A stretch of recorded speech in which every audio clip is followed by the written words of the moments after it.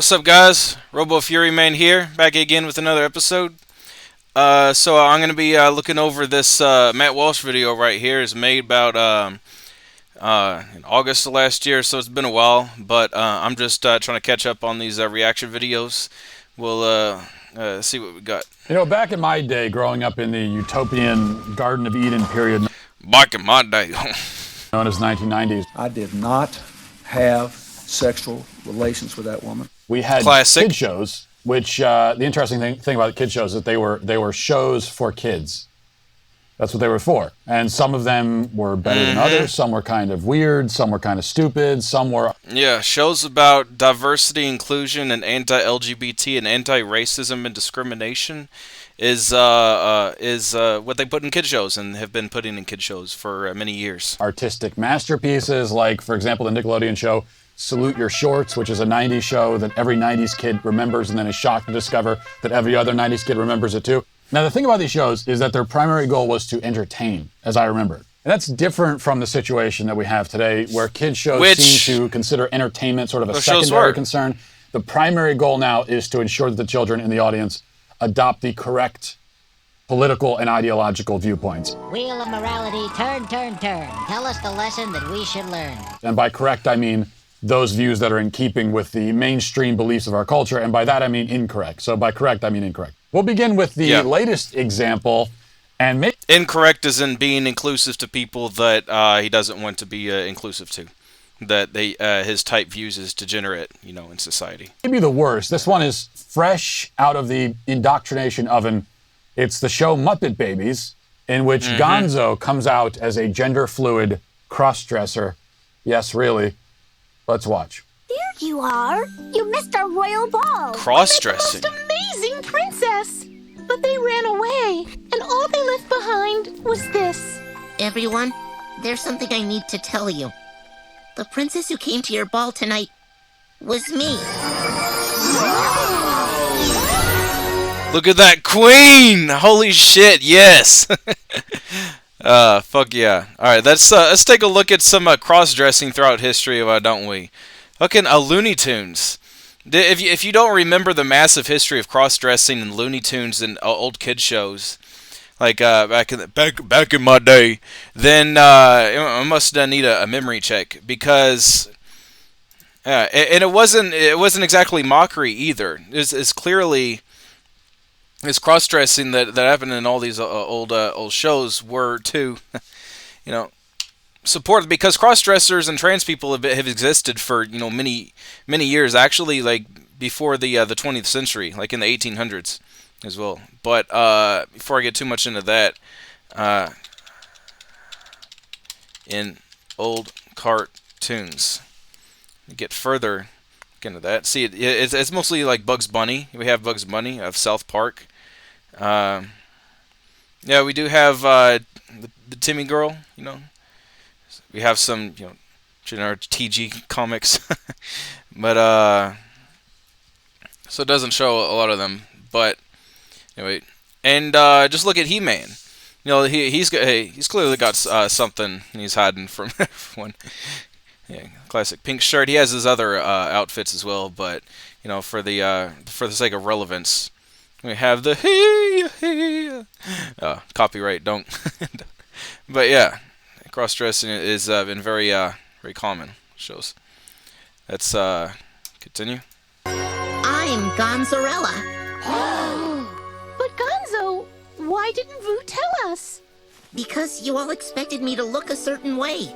I don't want you to be upset with me, but I don't want to do things just because that's the way they've always been done either. Exactly. Let's get straight to the point. These people can't handle these conservatives can't. People like Matt Walsh cannot handle the fact that others are not living inside their tiny traditional boxes. That they're and that's the thing. That's what trans people and cross-dressers and people who identify with these, with non-traditional, non-binary, etc., eccentric lifestyles have to deal with, is the fear of social reprisal from these people who live in these tiny little boxes.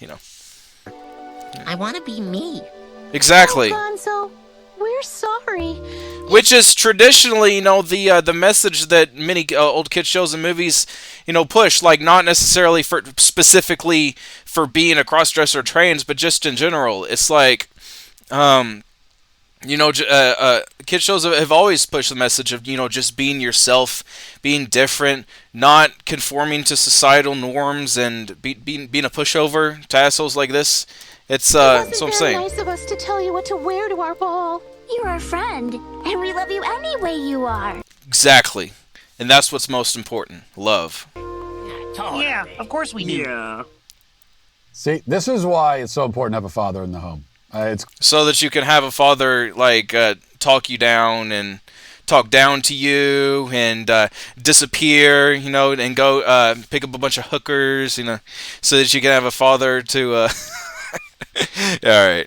No, that's not my experience, but so that you can have a father to not support your way of life and and disown you. Have a conservative father disown you because you're LGBT. Just the natural way of life. Episodes where boys dress as girls, and that's true. But in the past, whether it was a kid show or something for older kids or older audiences, something like Mrs. Doubtfire, a movie from the 90s, Robin Williams. Good shit. In the past, this plot point was always played for laughs, right? It was supposed to be funny. The point was that boys look stupid in girls' clothes, and we should laugh. The plot of Mrs. Doubtfire wasn't that we were supposed to laugh at him.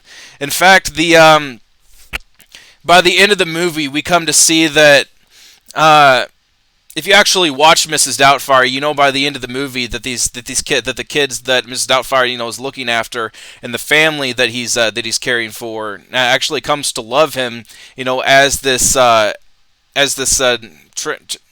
crossdresser, without knowing that he was actually a man, all along. So it totally defeats the argument if you actually look into the movies and shows that he's talking about, as if they're portraying a message that it's not. The whole point of Mrs. Doubtfire was that they loved him for his personality and for what he did for them. Not that the point wasn't that they were laughing at him because he was a crossdresser. It's absolutely silly. Laugh about it. Oh, yeah! Well, you know what I think? Who cares what you think? You're a girl now. Which is ironic. The point of that was ironic. They were actually making fun of conservatives who actually believe that way. Which is that him showing that clip is kind of like the Garfield meme. It's like, I wonder who that's for. And it's like showing it's like a poster of himself. That's what he's doing right now. The point is that wearing girls' clothes is great and courageous, and more boys should try it. If you've raised your kids if they want to, and they were to that's watch the thing. Muppet Babies, It's if they want to. That, they would start laughing. Like if my boys watch Muppet Babies, which they won't. But if they did and they saw that, they would just laugh hysterically because they would say that's so silly and ridiculous, which it is. If they just watched shows that applied to my narrow worldview, then they would realize the truth. But now it's the goal is quite the opposite. Fucking obscure shows that no one's ever heard of. So that, which is, among other things, extremely creepy. Next, we have the show Arthur, one that I remember from my childhood as well, the show about a lovable aardvark. I think that's what he is, but I could be wrong. He used to be lovable. Anyway, he's lost a bit of his charm now that he's pushing critical race theory. Hey, Arthur. Hey, Buster. Did you see that video? Critical race theory. Yeah, I just watched it. It was awful. I can't believe someone would be hurt like that just because they're black. Racism is so unfair. No one should ever judge someone by the color of their skin. But how could it happen here in Elwood City? Get right to it. outside the Sugar Bowl. Buster, it happens everywhere. I was talking to Mrs. McGrady the other day. So, if critical race theory is being watered down to general liberal anti-racism, white people, black people, yellow people, all equal love, equally, then when critical race theory is a collegiate level course that goes into looking deep. Critical race theory goes into some deep, social theories that I'm only trying to be beginning to understand the basics of. It comes it's mostly based off the American experience and historical experience, but critical race theory is not just about be nice to people who are different races. It's also about how outdated racist laws like redlining have transcended, into the modern day, and how those areas are still are still impacted by previous racist policies, and how they've been trying to crawl out of that. They've been trying to dig out of that situation, and which gets us into the question of reparations, and how so that's just one aspect. It's for one, it's about how historically racist institutions and laws have shaped modern society, and even though that those racist laws and institutions don't technically exist anymore, how those the effects have carried over into modern history, and that's not something that they're going to teach kids about. That's not critical race theory. It's it's like me saying how dare they teach these kids calculus, when they're going over 1 + 1, 2 + 2 = 4. And it's absolutely silly. These complex social theories, in regards to the deeper understanding of racism in history, is not being pushed on these kids. Nothing about America being inherently racist, about white people being inherently racist. None of that shit is being pushed on kids. This is what we see. And the fact that he's showing a clip of him just saying, someone was mean to my black friend, that's wrong. And him about to go into some rant about how it's SJW woke tard shit. It's just beyond me. And the people are okay. Let's continue. She said there's a really long history of black people not being treated fairly in this country. It has to stop. We have to do something. Okay. So, maybe I spoke too soon. That actually is part of critical race theory, as I just described. But they're not just about to go into all of that. They're not just about to start talking about redlining in the kids show. It's silly as fuck. But what can we do? I mean, I'm 8. I can't even fry an egg on my own. I don't know. Maybe Mrs. McGrady can give us some ideas. Hold on. Hello, boys. I'm so glad you reached out to me. Yes, I saw the video too. And let me tell you, it made my blood boil. Me too. It also made me scared. I mean, this happened in our neighborhood. It is scary, Buster. But you should know that a lot of grown-ups are fighting racism and working hard to keep us all safe. Why does this keep happening, Mrs. McGrady? Well, racism is like a disease. If you don't treat it, it's just going to get worse. Okay, let me jump in there, Mrs. Grady, if I could. No, let me jump in there and skip you. So, racism is a disease, yeah. Racism is a disease. It carries on. It carries on through the laws and institutions. All right. Mr. McGrady, whatever your name is. Why does it keep happening? Whatever your name is. that's the best he has. Well, for the same reason that unicorns keep shitting on your roof. Mm-hmm. That is, it's not happening. At all. There have been comparatively... Racism destroyed! Racism doesn't exist. Black people don't get disproportionately pulled over by the police because of the implicit bias in cops day-to-day. They don't get disproportionately longer sentencing by biased judge and juries. That's all these... facts, that we're living in, that we have, are just, they just don't exist. They're just a dream. Few unjustified police shootings of anyone. Statistically, this is undeniable from a statistical standpoint, and almost none of them have any connection to racism. So this is not a thing that's actually happening, and yet the people behind. Except they do. If you look at the statistics. And the rates at which people are targeted based on their skin color. No. Arthur wants... When you actually analyze, which races are pulled over more often, which races have experienced discrimination, from the courts, you actually find that they're not all the same. Small children to imagine they live in a country where black people are being killed left and right for the color of their skin, just like walking on the street. They just get murdered by the cops. You really think someone would do that? Just go on the internet and tell Exaggeration. And by the way, side note, What does race even exist in the Arthur universe? You can't just invent it. Well, I mean, look at that. They're not just different races; they're different species. Well, this one's obviously a mouse. You know, he's a mouse. You know, his friend is a bunny. I haven't seen Arthur in a long time. I don't know the different species. The holiday, Arthur? Well, sure you can. Well, that's the thing about race. It's it's implicit. You just know by looking at it, but you're not supposed to talk or think about it. You know, and the fact that racism does exist is why, consequentially, people have to think and talk about it in order to address it. You know. My family celebrates Kwanzaa, and that was invented for African Americans by Dr. Maulana Karenga in 1966. Not sure what's going on there exactly. And Kwanzaa, that's never participated. Seems pretty cool. But let's keep going. We'll stay on the racial side of things with this from a show that I don't even know what the show is, but it's called Steven Universe. Here it is. Steven Universe. Oh man. Class, can anyone tell me who invented the light bulb? Thomas Edison! That's not entirely true. The light bulb could more rightfully be attributed to Lewis Latimer, the black inventor behind the filament inside the bulb.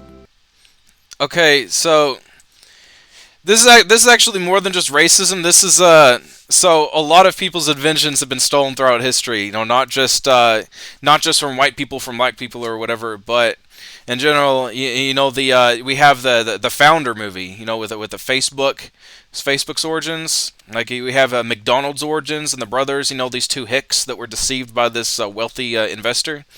And yeah, that's not always about race, but His invention made light bulbs affordable, and the history of Thomas Edison may be, I haven't actually looked into it. It may be that he ripped off, is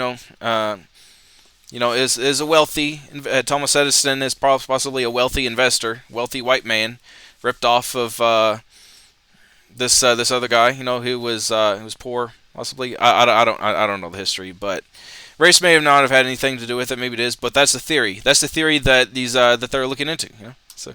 efficient enough for the general public, bringing electric light into households around the world. Well, so now you know. Wait, is that it? Hold on. We're not going to mention why he invented the filament? To create a better standard of living for people who had only just been freed from slavery? Are we going to ask why kids are apparently learning about Thomas Edison? Thomas Edison! Ugh, and not learning about Lewis Latimer? These textbooks are incomplete. There were black Roman warriors, black medieval knights, black classical musicians, black cowboys, black fighter pilots. Where are they? Okay. Lewis Latimer. Hold on a second. That's I actually didn't have that pulled up.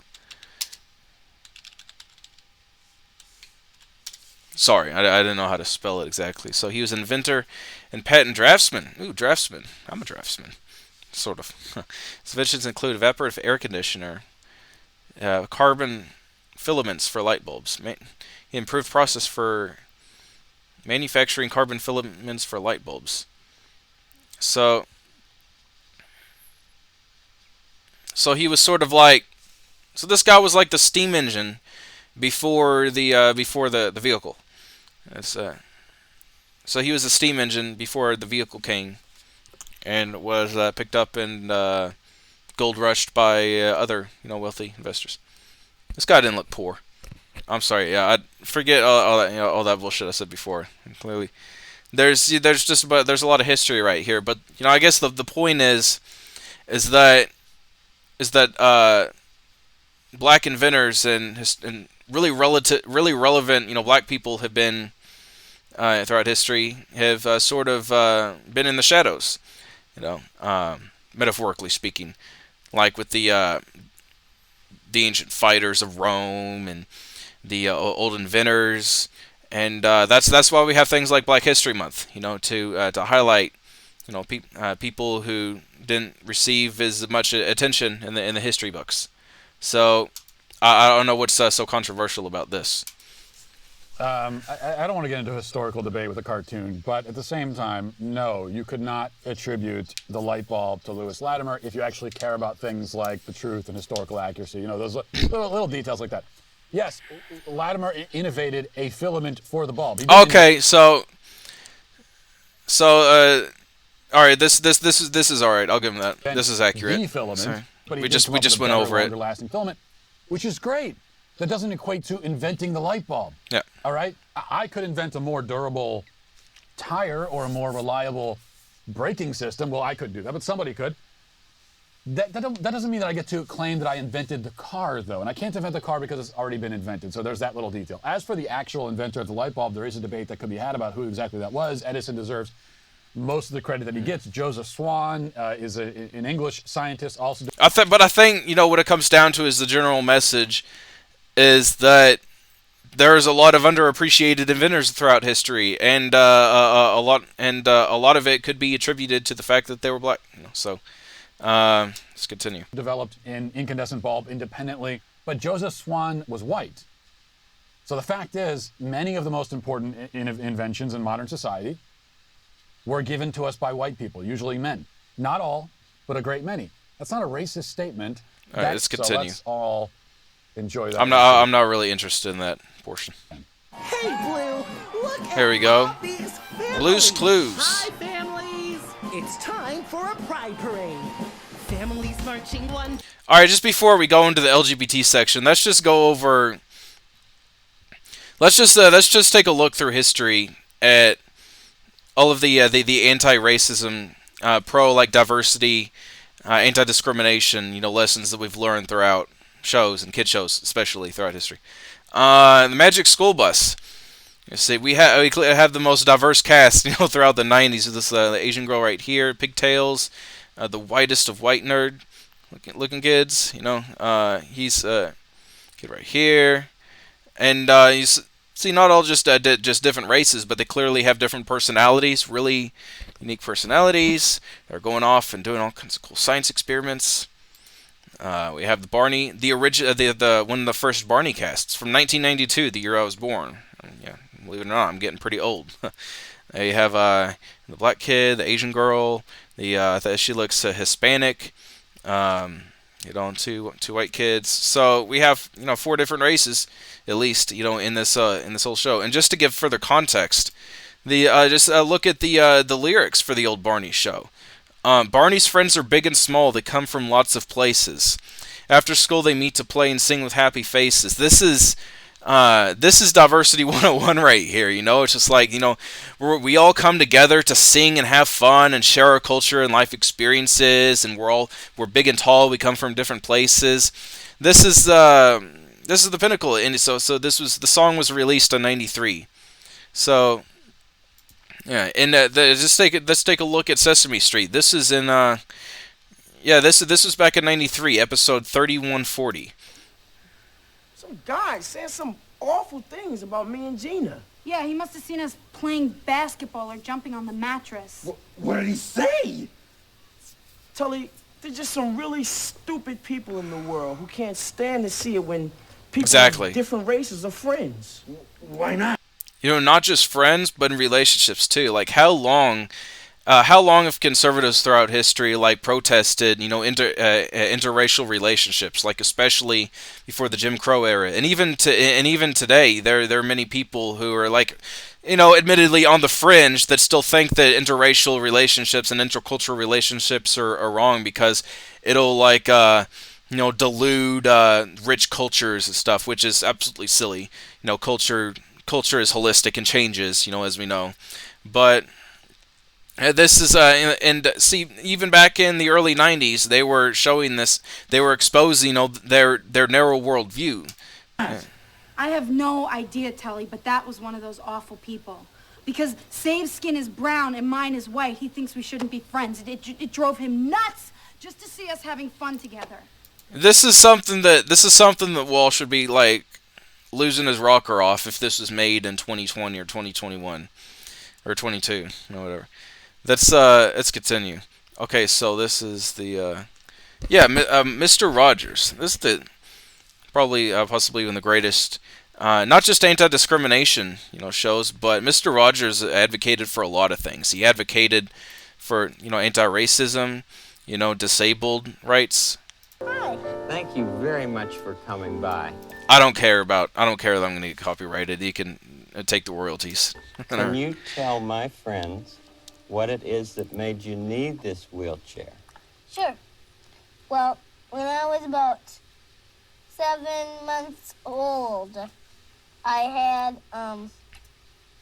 a tumor, and it broke the nerves to tell my hands and legs what to do. I see. So it's not just disabled, people, but people with medical conditions, and that's really clear in these old episodes. There are many ways.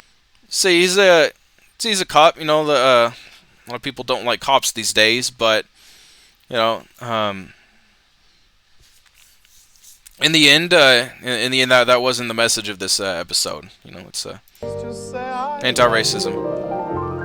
There are many ways to say I care about. No man had ever told me that he loved me like that. Say, man, I needed to hear it all my life. My dad never told me. My stepfather. Listen to this dude. So, from then on, he became my surrogate father.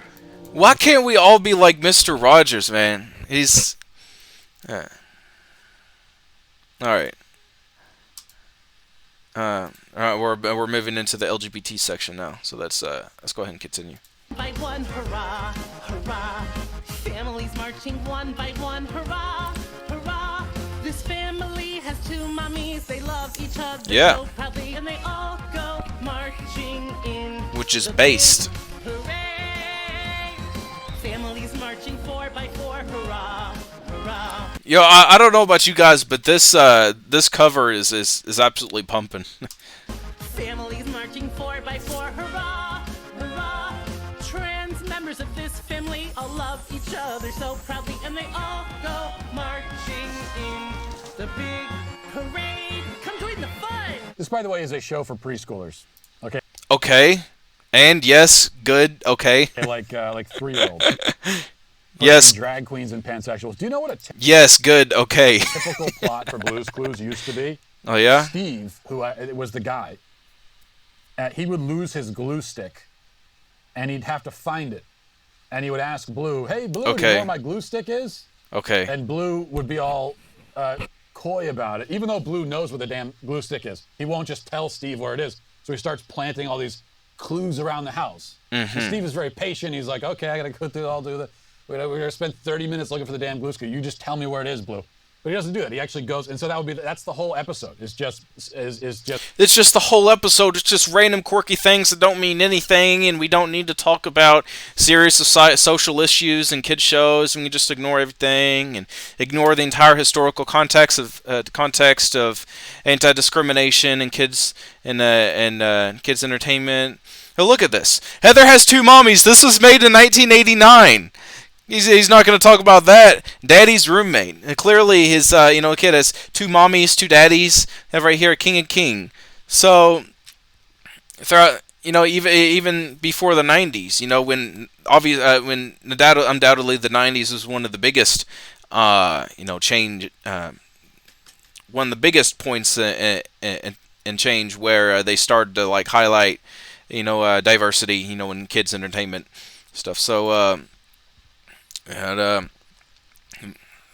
Kids books about diversity, kids books about LGBT, kids books about diversity, stuff going back to 87. Mufaro's Beautiful Daughters. See, that's Everybody Cooks Rice, Hugh Boy.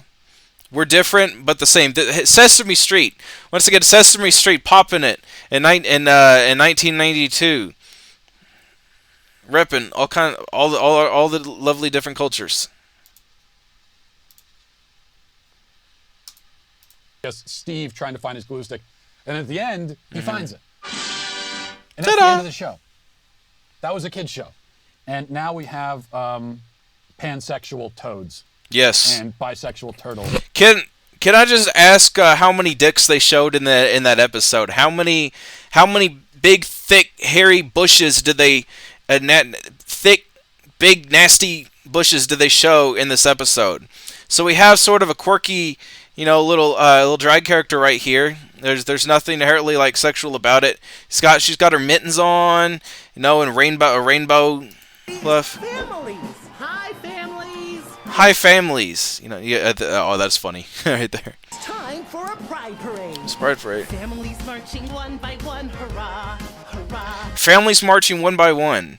Their family's marching, and he's just got this disgusted look. Oh my God, these families are marching. These aren't the families that represent my narrow ideology. Families marching one by one, hurrah. Just let me just like brush my evil villain beard. Yeah, I'm conjuring up my my evil plot, the evil things that I'm going to say in this reaction video. This family has two mommies. They love each other so proudly. They love each other. This family has two mommies. They love each other so proudly. How many? So there's this notion that they're pushing sexuality onto children, but it's clearly not happening. They're just giving them a general understanding of what these people and their lifestyles are like. You know, they're not showing them fucking. They're not showing their big hairy sloppy dicks and in bushes. They're just they're look at animations of alligators and eccentric, people like carrying flags, crowns, and big poofy hair. That's the stuff that you expect to see in kid shows. And unlike this fucking dude, let's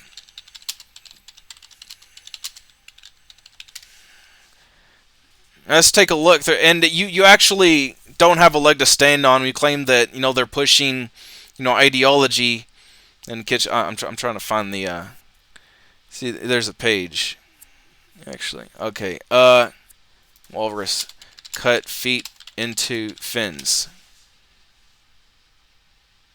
Okay, let me just go find the video real quick.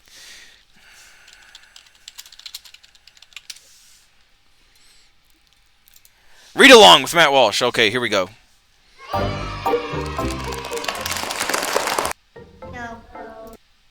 Sometimes I use my imagination. Of course, that's silly, isn't it? One morning, he came downstairs barking and clapping. Wood spoons for tusks. Okay, cute. He's exploring his imagination, And sock fins a flapping. He had spoons in his mouth. He was pretending he's swimming around like a walrus. Isn't that silly? Johnny's mom loves her son's make-believe time. You're Johnny the Walrus till you change your mind. Just imagine jumping to conclusions that quick, about your kid. Instead, right. Mommy says. But Johnny's mom's phone said it's not just pretend. So she went on her phone, and there were people telling her that this isn't pretend. He's a mean person, right? Look at their terrified expression. She's like, "Oh my God, what is happening? What are they gonna do to Johnny?" Mom, let Johnny transition. All these people. Let Johnny transition. You'll need to eat worms and to put on gray makeup. Procedure cuts. Oh, there we go. Terrified Johnny cuts feet into fins. Into fins. The doctor wants to cut into Johnny and make him into a walrus. Imagine, look, they're terrified. Imagine having a problem with, showing this to kids, and the idea that we should be accepting and inclusive to people who, without going into further detail about the sexual activity that that these people do, but just to be accepting in general of these people, who have eccentric, bisexual, pansexual, just to have a basic understanding that these people exist, and to let them live their lives as long as they're not intruding on the autonomy and property of others. So long as they're not intruding on the rights of others, that they can go and live their lives the way they want. There's this very basic message, and you're here showing them a fucking transphobic book about cutting into a kid and replacing his feet with fins and making him eat worms and stuff, which is actually the opposite of the transition process. In reality, for one, they're not transitioning to another species; they're just changing their gender and in their sexual identity. So, just to clarify that. Just to go through it real quick. So this is what happens. The parents are not pushing the trans ideology on kids. It's the other way around. Okay, so little Johnny, let's say he's 4 or 5 years old. He says, "Mommy, I'm a girl. I want to do girl things. I want Barbie dolls and I don't like these Hot Wheel toys, and so that's cute. He's he's clearly in the very early stages of development. He's just now starting to discover, his gender identity and things that he relates to or she relates to. Possibly down the line if he turns out to be a she. So then you take note of that. It's light, it's harmless. There's no reason to jump to conclusions about Johnny's gender identity at that point. Okay, so 3-4 years later, it could continue on. Johnny is like 9 or 10. It's like, Mommy, I don't, I'm not watching Teen Titans and Pokemon. I like the Barbie movies. Mommy, let me watch the Barbie movies. I like girl stuff. Mommy, and he's still insisting on being a girl. So that's it's the consistency that's the thing. Okay, and so he's like 9 or 10, and he's been consistent about his gender identity or her gender identity. For the last like 5 or 6 years, and it would be imposing of you to say, no, Johnny, I demand that you accept the identity that coincides with the sex that you were assigned at birth. That is imposing your ideology on them, not walking them through and letting them discover their identity for themselves. So then you get into like pre-puberty. So like they're like 12 or something at the latest. You take them to a psychologist, and the professionals that work in that field, like the medical doctors, and you say, okay, so a kid has been persistent about their gender identity, not aligning with the sex they were assigned at birth for their entire life, for the last 8-9 years. Then at that point, you come to the conclusion to take hormone blockers, puberty blockers, which are totally reversible, and they just continue on with their puberty, like up to 17, 18 years old. They can be taken off of puberty blockers up until their adulthood, and if they continue being persistent about their new gender, about being trans, then that's when you finally remove the puberty blockers, and then you start the transition of actual hormones when they're a few years older, like maybe 15, 16. I don't know what exact age they start the actual hormones and transition from puberty blockers to hormones, but that's how it works. Trans kids are not people. Parents who it's not gender-obsessed parents who are imposing the trans ideology on their kids. It is conservative parents who are imposing their cisgender ideology on their trans kids, and it is trans kids who are telling their conservative parents or their liberal parents who they are and being persistent about that. It is the kids approaching their parents about their identity, not the other way around. So now that we got that out of the way, let's just go ahead and continue with this bullshit. Skip. He would lose his glue stick, and he'd have to 30 minutes looking for sexual toads and bisexual turtles singing about their favorite sexual orientation. So a little bit of a different approach, I suppose. Okay, one more. We'll close with lesbian horses on My Little Pony. Let's watch this. Nice. You three truly have a gift for helping ponies. Aw, thanks, Aunt Holiday. But I'm not sure we can take credit for this one. Of course you can. You encouraged that colt to try new things. And because you all believed in him, he succeeded. I could use that kind of help. Come on, Auntie Lottie. You already have your cutie mark. A lot of good it does me. I can't decide what theme to give this quilt. I've run out of inspiration. How about apples, puppies, kites, or cotton candy, or ballet? What about a Wonderbolt quilt? See? Leave it to you three to come up with more ideas than I've had in a year. Now that's talent. So they're sitting there knitting and talking about daily, mundane, hobbies. And got this pretty bubbly scenery right here. And he's just like staring at, like in disgust the whole time, just waiting to tell us about how his conservative father back in his day would have had him watch this old cartoon that says no, bad, awful. What about a Wonderbolt quilt? Quilts. And it's just one more reason why you should turn the TV off. I can't say that, but it's one more reason you should definitely turn this off of YouTube and possibly report.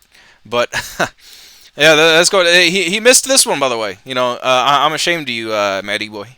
You missed the opportunity to be gay phobic about this other Arthur episode. Had its 22nd Look at that. premiere yesterday, and viewers got a surprise. The kids found Hell out yeah. their teacher, Mr. Ratburn, was getting married, but they didn't know who he was marrying. Presumably, his type of trash audience came and disliked that. All right, represent. Look at Team Rocket over here. This is definitely the GBF that has been going on for the last few decades. Let's see. There was this one episode where James even had they portrayed him with big busts. Pokemon James, Booba. Yeah, right there. There's a few different episodes. I was trying to avoid porn, that's why I avoided explicitly putting the word boobs. But yeah, look at that shit. Holy shit, man.